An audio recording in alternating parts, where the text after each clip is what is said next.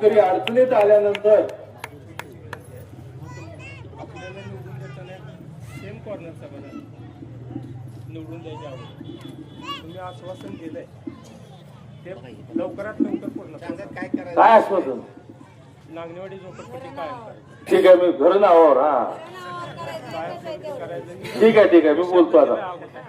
तेवढंच करायचं आहे ना. ठीक आहे, ही मेन काम आहे महत्वाचं सर. सर्वात नाही महत्वाचं. पण जी मेन काम काय होतं आपल्याला, जी काम केलं ते नाही, दुसरं काम सांगतो आपण. पण तुम्ही काळजी करू नका, ती काम करू आणि झालेलं नसलं तरी सुद्धा ते काम करू, काळजी करू नका. शासनाचा सुद्धा एक मिनिट. हॅलो, हा प्रवीणजी, बावनकर सरांना बोलायचं सर. हो, द्या द्या द्या द्या. भाऊ नमस्कार, समाधान बोलतोय. हॅलो भाऊ नमस्कार, समाधान बोलतोय. मी आता स्पीकर फोन आहे. आमची कॉर्नर सभा आहे, मंगळवेढा नगरपालिकेची निवडणूक आहे. तर आमची आता इथल्या सगळ्यांची भावना, आता सगळ्यांनी मागणी केली आहे. माझी मागणी आहे की आमच्या इथं मध्ये एक झोपडपट्टी आहे मध्ये.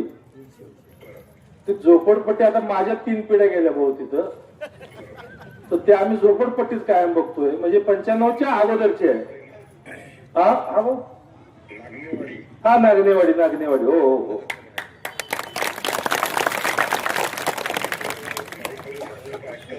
हा माईक मध्ये ऐकतात भाऊ सगळे. हो.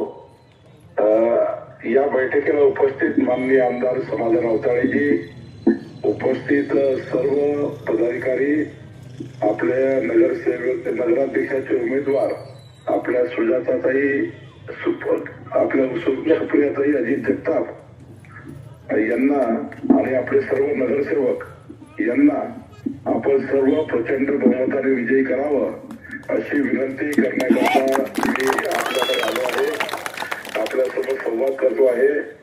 आपलं सरकार, देवेंद्र फडणवीसचे सरकार या महाराष्ट्रात आल्यानंतर आपण अनेक निर्णय महसूल खात्यामध्ये केलेले आहे. महसूल खात्याच्या माध्यमातून नागनेवाडी येथे जी 1995 पूर्वीची वसाहत आहे, या वसाहतीचं सीटीएस करून, ड्रोन सर्वेक्षण करून, मोजणी करून आपल्या सर्व घरांचा प्रॉपर्टी कार्ड देण्याचा निर्णय महाराष्ट्र सरकार करेल. आपल्या सर्व घरांचं संपूर्ण मालमत्ता पत्रक देण्याचं काम आपलं सरकार करेल.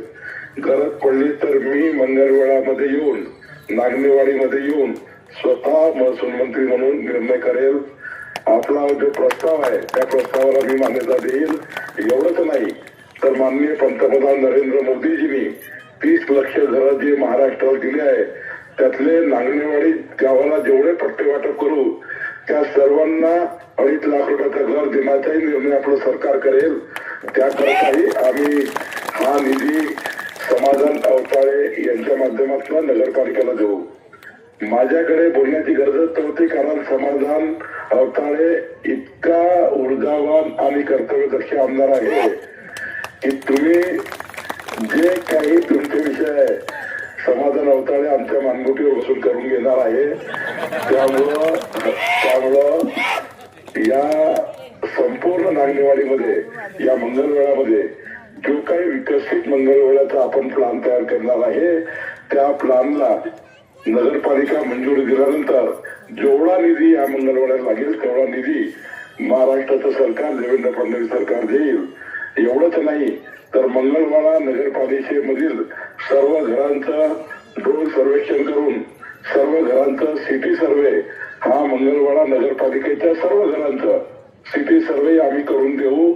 एवढंच नाही तर पुढच्या काळामध्ये 15/10/2024च्या पूर्वी जेवढे काही घरं खाजगी जागेवर झाले असतील, लेआउट मध्ये झाले असतील, आजूबाजूच्या परिसरात झाले असतील, त्या खाजगी जागेवरच्या घरांना सुद्धा अधिकृत करण्याची आदेश आम्ही काढला आहे.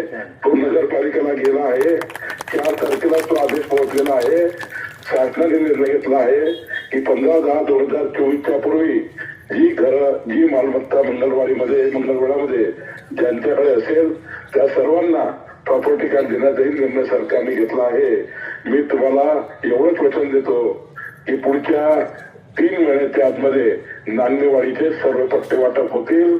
मी स्वतः नांदेवाडीला पट्टे वाटप करण्याची योजना तयार करून जो प्रस्ताव भूमी अभिलेखांना आमच्याकडे आला आहे त्याला महसूल मंत्री म्हणून मी मान्यता देईल. आपण सर्वांनी सुजाताताईच्या कमळ चिन्हावर मतदान करावं. सर्व नगरसेवकांना मतदान करावं. कमळ चिन्ह आहे, कमळ चिन्हावर मतदान करावं अशी विनंती मी आपल्याला करतो. आणि समाधान अवताळेजी, तुम्ही सर्वांना या ठिकाणी तुमच्या विकासाच्या योजनेकरता मी सुद्धा राज्याचा महसूल मंत्री म्हणून मंगळवेढाला पूर्ण मदत करेल एवढंच वचन आपल्याला देतो. खूप खूप धन्यवाद. धन्यवाद भाऊ, खूप खूप धन्यवाद भाऊ.